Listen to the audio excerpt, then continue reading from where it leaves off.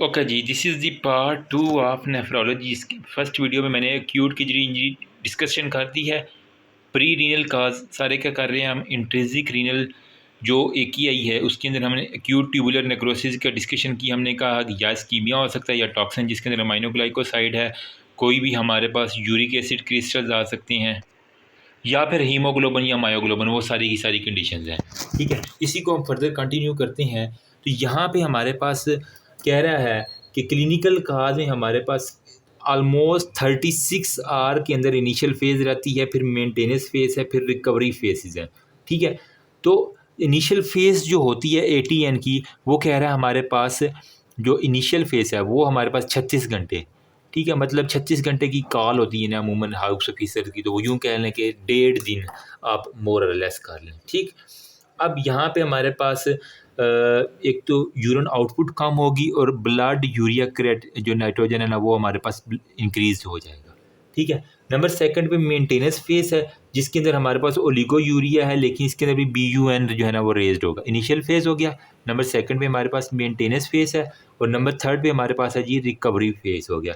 Recovery phase में हमारे पास जो है ना यूरिन आना शुरू हो जाता है, उसका वॉल्यूम बढ़ना शुरू, मतलब अब गुर्दे ठीक हो रहे हैं, जब दवाई का असर खत्म होता है वो सारे के सारे। ठीक है, अब लैब के अंदर आपने वो सेम यही चीज़ें जो है ना ऊपर वाली BCFUU BCFUU, तो मतलब समझने वाले समझ गए हैं BCFUU क्या बनता है। मैं कहना नहीं चाह रहा, लेकिन इसके अंदर हमने बी में क्या करना है, blood urea nitrogen ratio creatinine ratio, C से कास्ट, एफ से हमारे पास क्या है fractional excretion of the sodium, U से यूरन सोडियम और यूरन ऑस्मोलैरिटी, ये सारी की सारी देखनी है।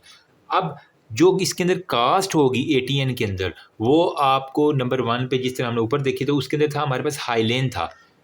इसके अंदर एक्यूट ट्यूबुलर जो हमारे प्रीरीनल में हाईलेन हमारे पास कास्ट आपको दिख रहे थे, लेकिन यहाँ पे जो कास्ट होंगे अब MCQs के अंदर आपको लिखा होगा मड्डी ब्राउन कास्ट होंगे। ठीक है, जिस तरह मड होता है इसी तरह की मतलब गारा, इसी तरह का आपको अगर कास्ट नज़र आ जाए तो ये होगा। Blood urea nitrogen ratio 1 ratio creatinine जो है वो हमारे पास <20:1 होगी। ठीक है, और fractional excretion of the sodium जो है ना वो ऊपर हमारे पास <1% था, यहाँ पे हमारे पास <2% होगा, क्योंकि अब गुर्दे के ऊपर आके मसला मान रहा है। ठीक है, बाकी यूरिन सोडियम है हमारे पास <20 मिलीमोल होगा और हमारे पास ऑस्मोलैरिटी <300 मिली ऑस्मोल पर केजी होगा। ये हमारे पास है। नंबर सेकंड में हमने कहा था एक्यूट इंटरस्टिशियल जो नेफ्राइटिस है, ये बेसिकली क्या होता है, आइटस इन्फ्लामेशन हो रही है, जो हमारे पास टिब्यूल हैं उसकी डैमेजिंग हमारे पास एक्यूट इंटरस्टिशियल नेफ्राइटिस होता है।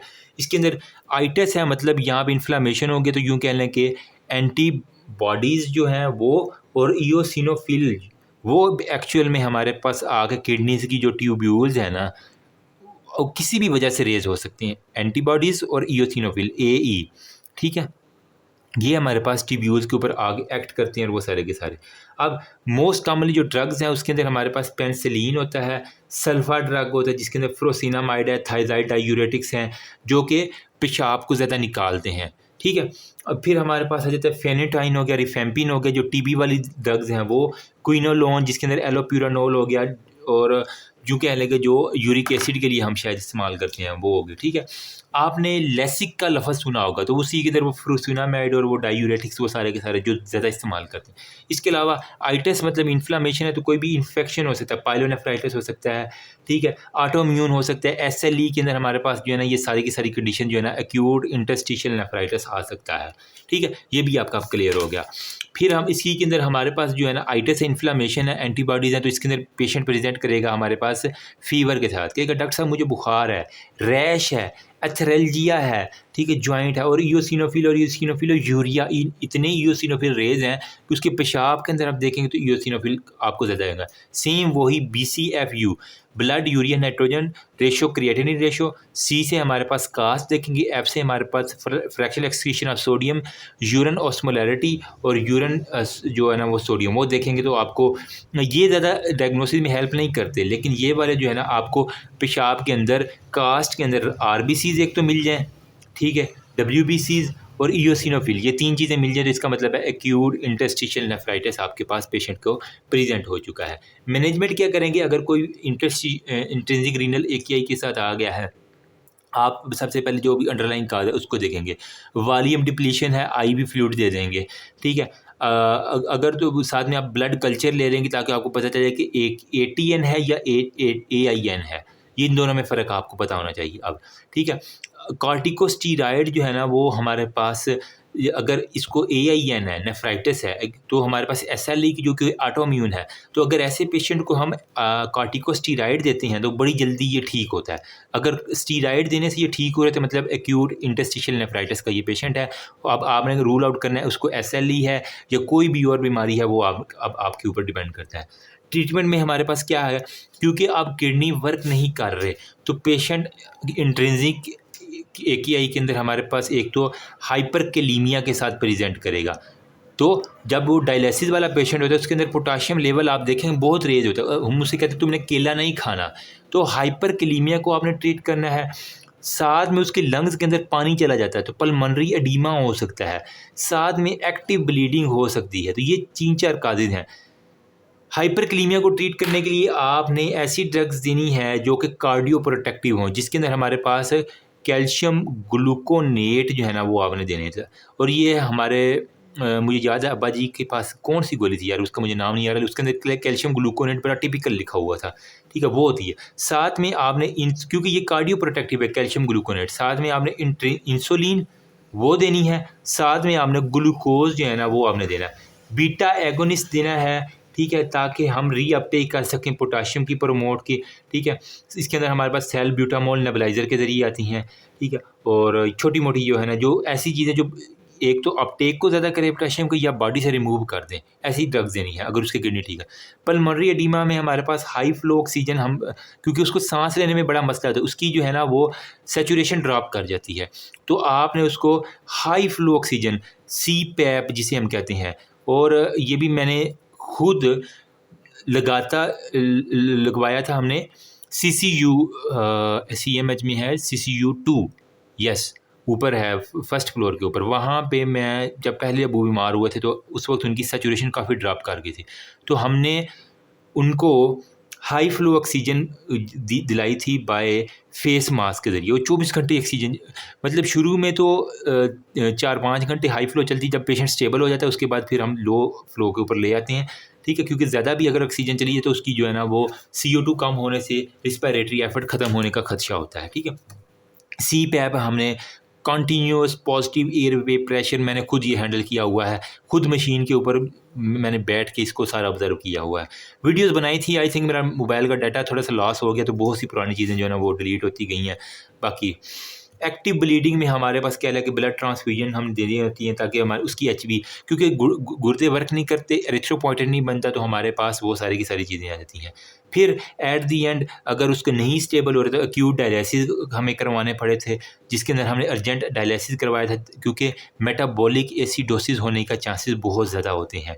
अब इसको रिवर्स करना, हाइपरकेलीमिया को आपने ट्रीट करना है, वॉल्यूम जो ओवरलोड है जिसकी वजह से सैचुरेशन ड्रॉप हो रही है, पल्मोनरी एडीमा हो रहा है, तो वॉल्यूम ओवरलोड को कम करने के लिए हमने डायलिसिस हमने हर सूरत करवाने थे, तो हमने वो करवाए हैं और वो ऑलमोस्ट 3.5 साल हमने करवाए थे, ठीक है। बाकी अल्लाह की मर्ज़ी जितनी ट्रीटमेंट हो सकती है। तो ये थे हमारे पास इंट्रिंसिक रीनल के causes.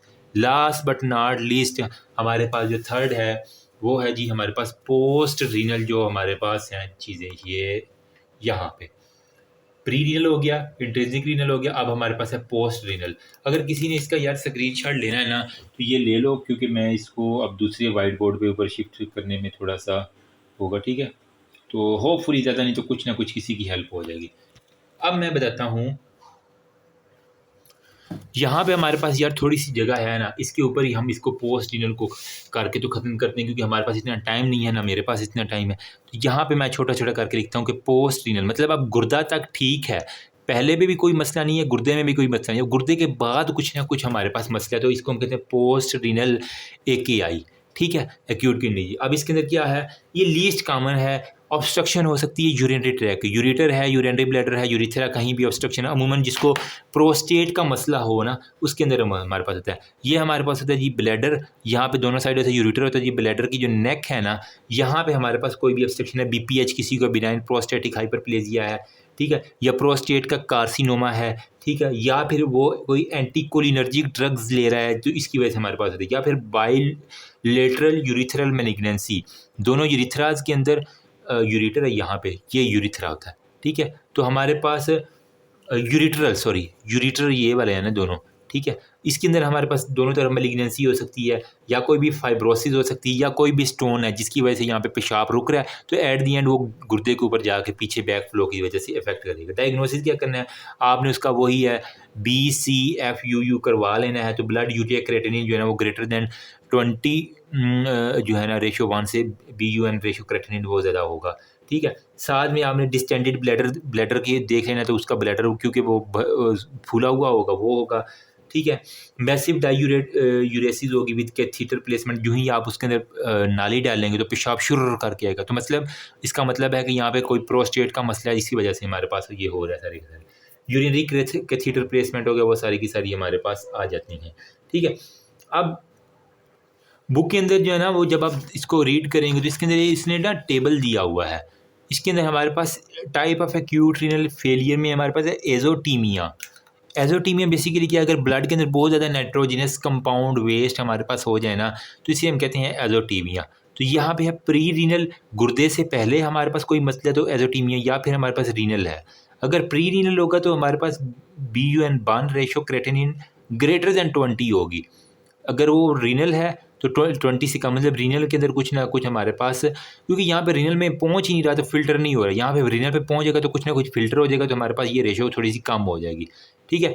Urine sodium less than 20 है, ये ग्रेटर देन 20 है, क्योंकि हमारे पास वहाँ से एक्सक्रीट नहीं हो, क्योंकि प्री रीनल में हमारे पास क्या है, ब्लड ही नहीं आ रहा। जब ब्लड नहीं आ रहा तो हमारे पास पेशाब के अंदर सोडियम किधर से आएगी, तो इसी वजह से हमारे पास लेस सोडियम होगी। फिर हमारे पास है फ्रैक्शनल एक्सक्रीशन लेस देन 1%, यहाँ पे ग्रेटर देन 1% है। यूरन ऑस्मोलैरिटी ग्रेटर देन है 500, वो सारी की सारी है। फिर उसने क्या है कि हमारे पास माइक्रोस्कोपिक एग्जाम अगर हाइलेन है, प्री रीनल काज है। अब ये सारी की सारी आपके MCQs हैं, इसके लिए ज़्यादा जोर देने की ज़रूरत नहीं है। हाइलेन में हमने पहला पढ़ा प्री रीनल AKI में, ठीक है। तो यहाँ पे मैंने आपको यहाँ पे बताया था कि अगर हाइलेन आपके पास आ रहा है, हाइलेन कास्ट, ये हमारे पास मेरी जान प्री रीनल AKI है, तो ये देख लो, ठीक है। फिर रेड सेल हैं, डेस्मोप्रोटिक WB मडी ब्राउन हमने यहाँ पे देखा, ये इस जगह पे, ठीक है, ये मडी ब्राउन। तो ये हमारे पास इंट्रिंसिक रीनल के हैं, ठीक है। तो वो हमारे पास आ गए। तो उसके अंदर हमारे पास नेफ्राइटिस AIN है या ATN है, वो आपने डिस्कशन करनी है। WBC जैसा पायलोनेफ्राइटिस, ये हमारे पास इंट्रिंसिक भी हो सकती है या फिर पोस्ट रीनल भी हो सकता है, क्योंकि वो पास हमारे पास है। तो ये था यार हमारे पास जो मुझे समझ आई है, जितनी भी 2 वीडियोज़ के अंदर मैंने एक्यूट किडनी इंजरीज को डिस्कशन किया। होपफुली किसी ना किसी की जो मुझ जैसे हैं उनके लिए स्पेशली मैं वीडियो बना रहा हूँ, जिनके लास्ट में पढ़ना होता है, ठीक है, तो उनके लिए मैंने कोशिश की है। अब नेक्स्ट हमारा जो टॉपिक है वो हमारे पास है जी क्रोनिक किडनी इंजरी CKD, जो कि मेरे फादर को डायग्नोसिस था और हमने एट दी एंड डायलिसिस करवाया था, ठीक है। ये सारे का सारा क्योंकि मुझे हीमोडायलिसिस, मैंने खुद अपने फादर को फिस्टुला हमने यहाँ पे बनवाया था उनके बाजू के ऊपर, ठीक है, जिसके अंदर आर्टरीज और वेन का एक शंट हम बनाया करते हैं। फिर एक नीडल यहाँ से लगती है, आर्टीरियल ब्लड निकलता है, वो डायलाइजर मशीन में जाता है और वहाँ से साफ़ होके एक दूसरी नीडल हम यहाँ वीनस वाले जो वापस जा रहे थे वहाँ पे लगाते हैं, जिससे हमारे पास वो ब्लड बैकअप जाता है जो साफ़ हुआ होता है। तो वो मैं सारा आपको दिखाता हूँ, ठीक है। तो ये मोटी मोटी सी कुछ चीज़ें थी। अगर मैं मेरे पास एक डायलिसिस की जो है ना वीडियोज़ भी पड़ी हुई है, मैं आपको दिखाऊँ। शायद मुझे यूट्यूब अलाउ ना करे, लेकिन ये मैंने किसी दौर में ये ना बनाई थी, ठीक है। ये शायद ईद के इसी ईद की है वीडियो या अगली ईद में, ठीक है, ज़्यादा नहीं दिखाऊंगा। लेकिन ये देखो, ये ब्लड सारे का सारा वो डायलिसिस मशीन से हो के ये मैंने एक एक चीज़ जो है ना वो देखी। ये एक चेयर थी, उसके ऊपर जो है ना बैठ के डायलिसिस करवाते। ये देखिए, ये मेरे फादर का बाजू है जिसके ऊपर हमने ये नीडल लगवा के, यहाँ भी ये फिस्टुला बना हुआ था ये बाजू के ऊपर, ठीक है। और ये यहाँ से ये सारे का सारा ब्लड जो है ना वो हमारे पास आके, और ये कंबाइन मिलिट्री हॉस्पिटल के अंदर CMH में हमने ये सारा प्रोसीजर हो रहा था, ठीक है। और उस वक्त वो सारे स्टेबल, मतलब काफ़ी स्टेबल हो जाता है बंदा, अगर 1-2 दफ़ा डायलिसिस हो जाए ना, लेकिन ये थ्राइस वीकली करवाने पड़ते थे, हफ्ते में 3 दफ़ा, तो तभी जाके ये स्टेबिलिटी आती है। और ये कंटिन्यूस करवाने पड़ते हैं। ये देख रहे हैं डायलाइज़र इसको ब्लड को घुमाई जा रहा है, और यहाँ से एक तरफ से ब्लड आ रहा है, दूसरी तरफ से ब्लड वापस बैकअप जा रहा है, ठीक है।